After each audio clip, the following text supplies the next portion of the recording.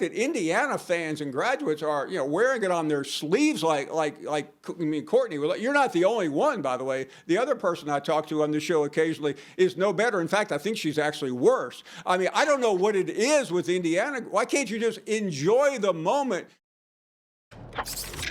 All right, so Paul Finebaum back with us. Our girl Shay clearly watched our first segment, and she posted this. The nerve, enjoying the moment, sure, but please. IU played Oregon twice last year, beat them by a combined 34 points. Oh, my bad. 44, but I think there's a fair gripe. I think Shay is right in all accounts. They did open the Oregon game in the Peach Bowl with a pick six, but Paul, nonetheless, your response to Shay. Well, I can't believe she got it wrong. That's my meek response. Listen, I didn't intend to go DEFCON 1 2 weeks before the first game, but I was just simply getting it off my chest. And listen, Indiana fans have never had a moment like this. All I'm trying to say is enjoy it. Don't have that chip on your shoulder. You're supposed to act like you've been there before, just like Alabama. Okay. All right. Well, speaking of Alabama, and I know that you hate Indiana's football schedule, so I can't wait to get your thoughts on this. Let's dive right back into college football. Alabama ranked 13th in the preseason AP poll, which is the Crimson Tide's lowest ranking since 2008. The poll snaps a 17-year streak of Alabama being ranked inside the preseason top 10.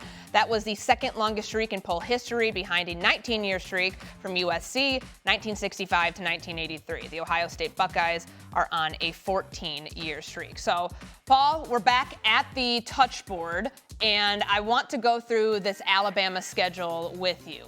And I want you to give us where the wins are, where the losses are, and your overall record prediction. So let's go ahead and start with that East Carolina opener. Yeah, let's go ahead and move ahead, because unlike last year when Alabama is a double-digit favorite, lost the opener, they will win the first game. The second game is more interesting. Will Stein has a really competitive team in Lexington, but Alabama survives there. Now, what about the 19th, a rematch against Mike Norvell in Florida State? Mike Norvell is literally, we'll go ahead and put a win by Kentucky. Mike Norvell is hanging by a thread for his job. It won't matter. Alabama wins the rematch against the team that nearly wrecked their season a year ago. South Carolina has great players across the board, including Lenora Sellers. They should have beaten Alabama the last 2 years. That won't happen this year. Alabama wins. And at Mississippi State, a tougher game than usual. They have a dynamic quarterback over there, but Alabama starts this season 5-0, and everyone is loving Kalen DeBoer again. Now, on 10-10, Georgia, think about this for a second. Alabama has not lost to Georgia in the regular season. Regular season's the operative word there, since Matthew Stafford was the quarterback at Georgia in 2007. But this time, the Dogs get revenge. A loss for Alabama. Remember, Georgia beat Alabama in the SEC championship game last year, but I said the regular season. This is where it really this is the season for Alabama at Rocky Top. I don't think Alabama wins that game either. Another loss for the Tide as the season starts to spiral. But the next game is where Alabama has to win to survive, and they do. They beat Texas A&M, but the next week is off, and then they go for the game against LSU. Remember, Lane Kiffin wanted the Alabama job when they hired Kalen DeBoer. He did not get an interview. He'll get revenge on November 7th. Lane Kiffin finally gets a win against Alabama. He could not beat Nick Saban. Vanderbilt, that's a loss. Remember, Vanderbilt beat Alabama a couple of years ago in Nashville. Let's go ahead and chalk Chattanooga up. Hold on. Alabama win. Hold on. Stop. I made a mistake. Alabama wins against Vanderbilt. I'm rushing here. Alabama wins against Vanderbilt, wins against Chattanooga.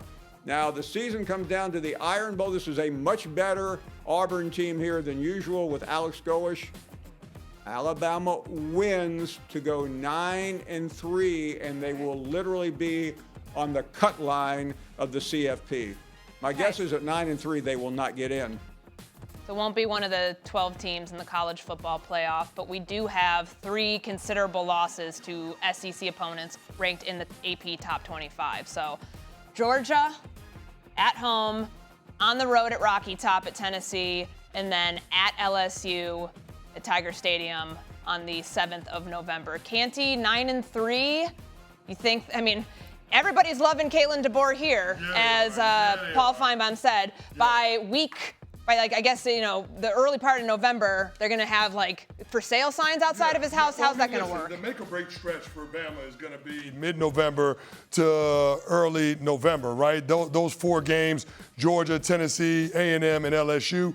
I've actually got them splitting in those 4 games. Of course, I've got the loss to Georgia. I've got the loss to LSU, but I've got the wins against Tennessee and A&M in there. So I've got them splitting that. There's no way they make it through this stretch of games unscathed. Kentucky, Florida State, South Carolina. I think this is a true trap game, like Paul said, with Will Stein, coordinator from Oregon, coming over. Going to do some really creative things on the opposite side of the ball in Kentucky. So I'm going to say, of those games, I'm going to give the L to Bama here. Okay. And I'm giving them a lot of benefit of the doubt here against South Carolina because Lenore Sellers gave them fits last year at Williams-Brice Stadium. So I think they get to 9-3. I just have it looking a little bit differently than Paul does. Yeah, and I have 10 wins. I'm going to take that Kentucky game and make it a win. I have them 10-2 with same losses that Paul had, Georgia and LSU. Let's talk about that Kentucky game. If Kaitlyn DeBoer starts 1-1 for Alabama, I think it's going to be ridiculous, but every day Paul will receive phone calls. Everyone wants to fire Kaitlyn DeBoer. Here's the problem with this. I'm going to continue to do this until anyone listens. Everyone wants to present the problem that Kaitlyn DeBoer is not the guy for Alabama. Okay, cool. Who is? It ain't Lane Kiffin at LSU.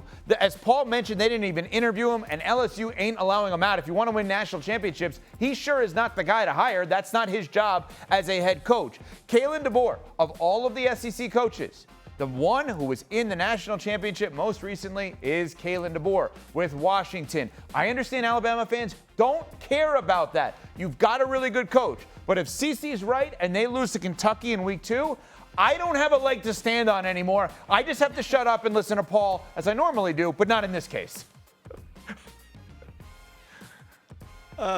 You're right. And the problem with those who want to fire Kaitlyn DeBoer, Evan, and you laid it out eloquently, it would cost $70 million. And when you consider how much money goes into NIL these days, coming up with 70 to pay him off is really not in the cards. Now, they would have to lose to more than Kentucky. Courtney, I mean, if they win 7 games, he's going to be gone. But I think above that, he'll survive.